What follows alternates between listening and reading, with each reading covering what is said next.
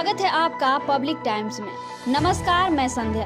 तो चलिए बिना देरी किए जानना शुरू करते हैं बिहार की खास खबर को। राज्य के कारखानों में काम करने वाले दूसरे राज्यों के प्रवासी कामगारों को विशेष सुविधा मिलेगी।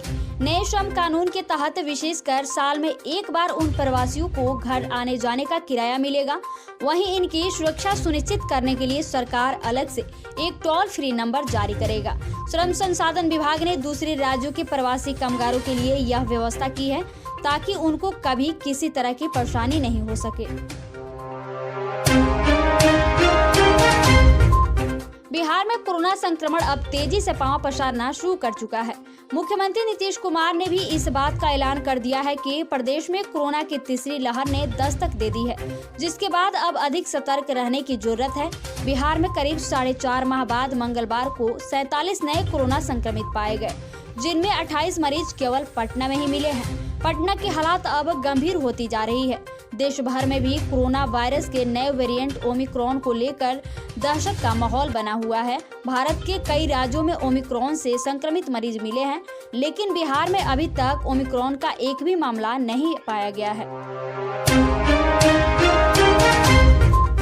बिहार के बेरोजगारों के लिए नया साल बेहतर होने की उम्मीद है। बिहार की नीतीश कुमार सरकार ने नए साल में तमाम विभागों में नियुक्ति करने का फैसला किया है। सरकार नौकरी की चाहत रखने वाले लोगों के लिए अगला साल सपनों को साकार करने वाला होगा। आने वाले नए साल 2022 में न केवल शिक्षा और स्वास्थ्य विभाग जैसे विभागों में तो बड़े पैमाने पर नियुक्ति होने ही जा रही है, बल्कि बिहार के पर्यावरण, वन एवं जलवायु परिवर्तन विभाग में भी 291 पदों पर बहाली होने जा रही है। बिहार लोक सेवा आयोग बीपीएससी ने 66वीं और 67वीं परीक्षा को लेकर 2 बड़े बदलाव किए हैं। आयोग ने 66वीं संयुक्त सिविल सेवा परीक्षा के तहत पदों की संख्या को घटाया है, जबकि 67वीं संयुक्त सिविल सेवा परीक्षा के तहत सीटों की संख्या में इजाफा किया है। सोमवार को बीपीएससी ने इसे लेकर नोटिफिकेशन भी जारी कर दिया है। गन्ना उद्योग विभाग के 66वीं बीपीएससी से एक पदाधिकारी की 2 रिक्तियों को वापस ले लिया है। विभाग की तरफ से एक पदाधिकारी के 5 रिक्तियों को भेजा गया था, जिसमें 2 रिक्तियों को वापस लिया गया है। अब इनके केवल 3 पदों पर 66वीं बीपीएससी से नियुक्ति होगी, जिसमें 2 अनुसूचित जाति और एक अत्यंत पिछड़ा वर्ग के लिए आरक्षित होंगे। अब 66वीं बीपीएससी के रिक्तियों की कुल संख्या 691 से घटकर 689 रह गई है। बिहार के मुख्यमंत्री नीतीश कुमार ने ऐलान कर दिया है कि प्रदेश में कोरोना की तीसरी लहर ने दस्तक दे दी है। उन्होंने स्वास्थ्य विभाग को अपनी तैयारी बढ़ाने व लोगों से सतर्कता बरतने की अपील की है। वहीं प्रदेश में अब वैक्सीनेशन को लेकर भी तैयारी तेज कर दी गई है। बिहार में आगामी 10 जनवरी से गंभीर रोगों से ग्रसित 60 साल से अधिक उम्र के बुजुर्गों को कोरोना वैक्सीन की बूस्टर डोज दी जाएगी। स्वास्थ्य विभाग ने इस ओर अपनी तैयारी शुरू कर दी है। मीडिया रिपोर्ट के अनुसार बिहार में 60 साल से अधिक उम्र के करीब 17 लाख बुजुर्गों को इस श्रेणी के तहत कोरोना बूस्टर डोज दी जानी है। बिहार में इस उम्र श्रेणी के जितने बुजुर्ग हैं, उनमें करीब 30% को बूस्टर डोज दी जाएगी। राज्य के स्वास्थ्य विभाग ने केंद्र सरकार को अपनी तैयारी की जानकारी भी दी है।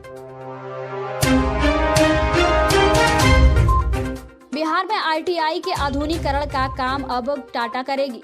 मुख्यमंत्री नीतीश कुमार की अध्यक्षता में बिहार कैबिनेट ने राज्य के अधीन कुल 149 औद्योगिक प्रशिक्षण संस्थानों यानी आईटीआई के आधुनिकीकरण और उत्कृष्टता केंद्रों के उन्नयन के लिए 4,606 करोड़ रुपए से अधिक की एक परियोजना को स्वीकृति प्रदान की।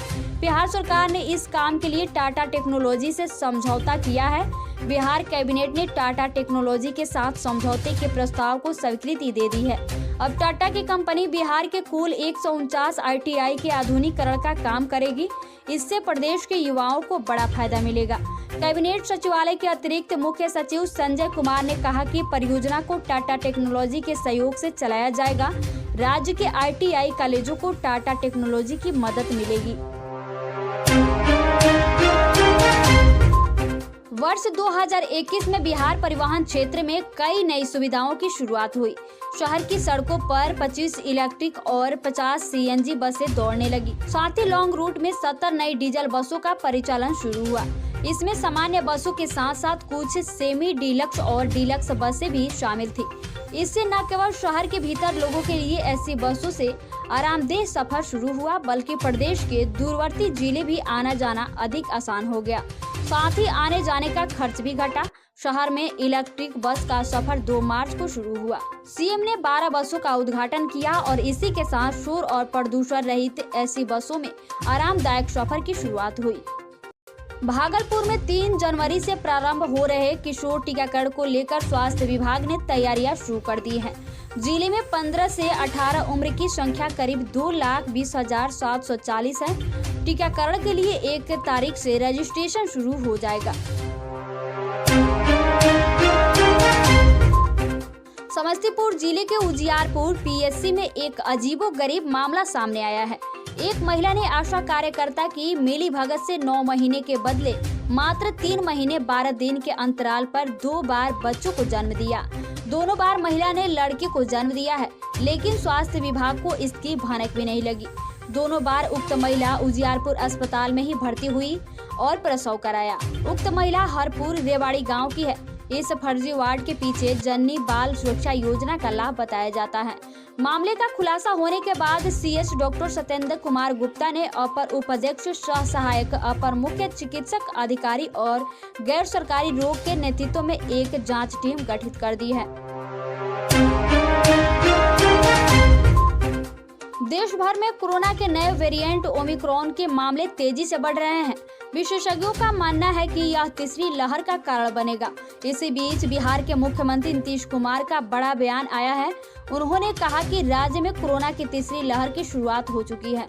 उनका यह बयान ऐसा समय पर आया है जब राज्य में पिछले 24 घंटे के दौरान कोविड-19 के 47 नए मामले सामने आए हैं। सीएम नीतीश ने मंगलवार को आईएमए के अधिवेशन को संबोधित करते हुए कहा, राज्य में कोविड महामारी की तीसरी लहर शुरू हो चुकी है और लोगों को इससे बचने के लिए अभी आवश्यक प्रबंध किए जा रहे हैं। इसे लेकर मेडिकल स्टाफ ने विभिन्न तैयारियां की हैं। पहली और दूसरी लहर में डॉक्टर्स का योगदान सराहनीय था। इसके लिए मैं आपका अभिनंदन करता हूं। बिहार में बारिश का मौसमी सिस्टम सक्रिय हो गया है।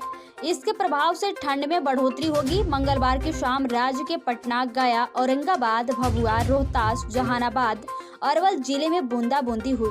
बारिश के साथ तेज हवाएं चलने से कनकनी बढ़ गई है। राज्य के दक्षिण मध्य जिलों में पटना, गया, जहानाबाद, बेगूसराय, लखीसराय, नवादा, शेखपुरा, नालंदा में भी मंगलवार की देर रात या बुधवार को भी बारिश का अलर्ट है, जिससे अधिकतम तापमान में तेजी से कमी आएगी।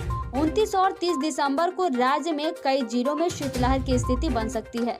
बारिश की वजह से अधिकतम तापमान के सामान्य से 5 डिग्री नीचे 16 से 18 डिग्री के बीच रहने के अवसर हैं। पिछले 24 घंटों में अधिकतम पारा 2 से 3 डिग्री तक नीचे आया है।